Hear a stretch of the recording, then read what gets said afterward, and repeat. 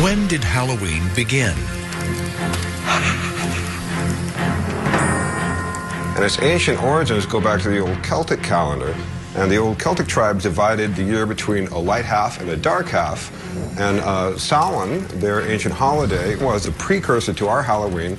It was the beginning of the dark half. What marked Samhain and this transition from light to dark was that time and space became permeable, flexible. And so that spirits, not only of the dead, but of the past or of other realities, could sort of wander into our reality. And humans could wander out and get lost in the other world as well. The veil between life and death was at its thinnest, and the living and the dead could commingle. And that's at the root of all the Halloween celebrations. And they weren't the only ancient culture with creepy traditions. Others also looked to their dead. Many, many cultures sort of set aside a day or a couple of days to ritually celebrate and recognize the dead. An interesting thing is that you find a lot of them about the same time period. How did these ancient traditions survive into our modern era? In Western culture, they were preserved by, of all people, Christians.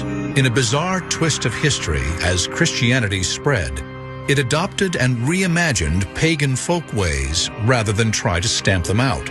This made it easier to convert pagans. A key pagan festival destined to get a Christian makeover was Lemuria.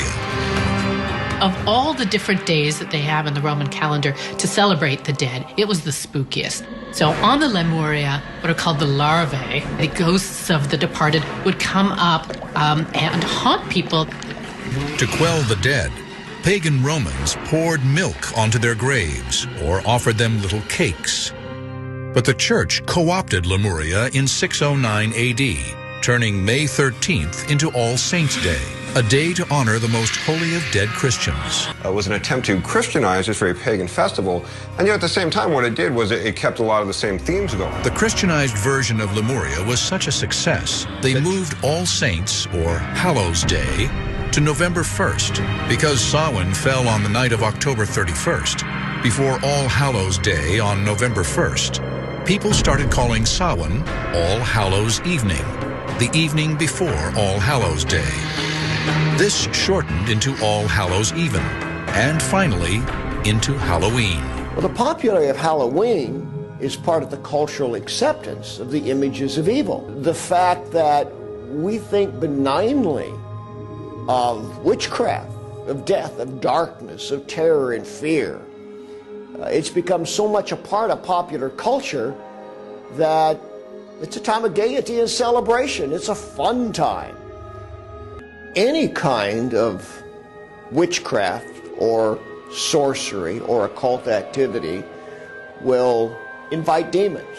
There are specific things, and there are things in our culture which people frequently do, such as Ouija boards. That's a very common one, and probably one of the most frequent.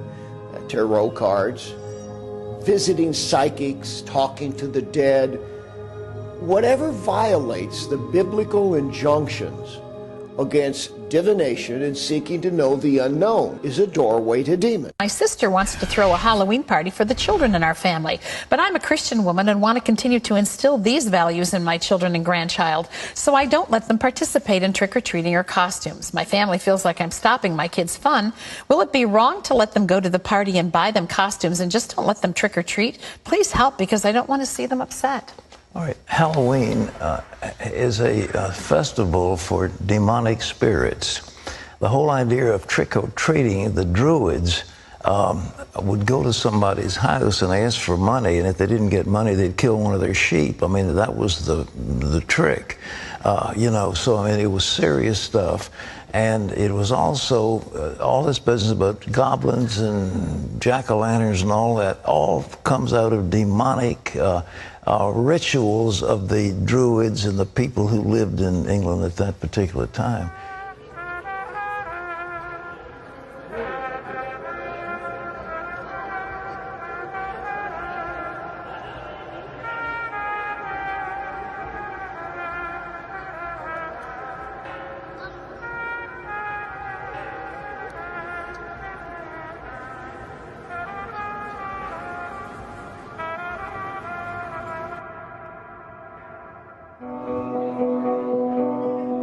She will punish your enemies and protect your loved ones. She will give you justice, love, money, and revenge. All you have to do is ask. Men who fear no one tremble before her. She's known by many names.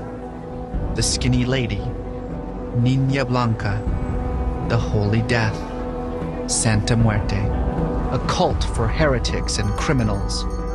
Her name is Santa Muerte, Saint Death. The ancient Aztec god of the dead, the lord of Mictlan.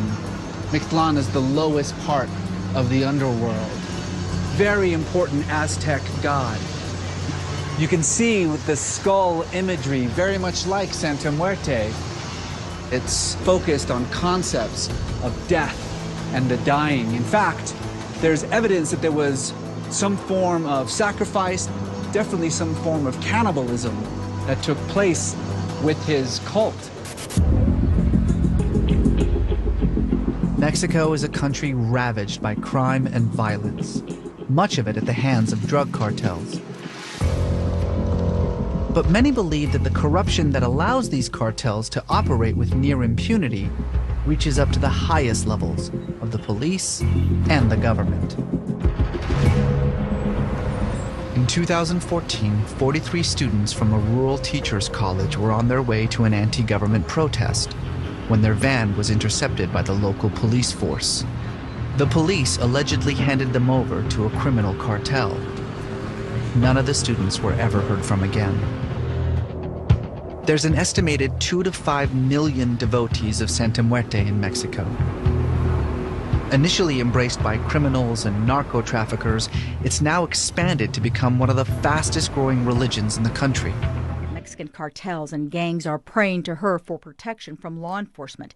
Almonte's concern is for law enforcement because she's associated with violence. She represents death. Evident by some of the cases where shrines and candles with Santa Muerte have been found at crime scenes. People have been killed and then their bodies or body parts offered up to Santa Muerte as an offering for protection from law enforcement. Another frightening aspect, people who worship her truly believe Santa Muerte decides whether they are going to hell or heaven. And the way to heaven is worshiping her and leaving her gifts. So we have these Mexican cartels that are involved in a lot of horrible things, beheading people, torturing people, killing people. They still think they're going to heaven. That becomes an officer safety issue.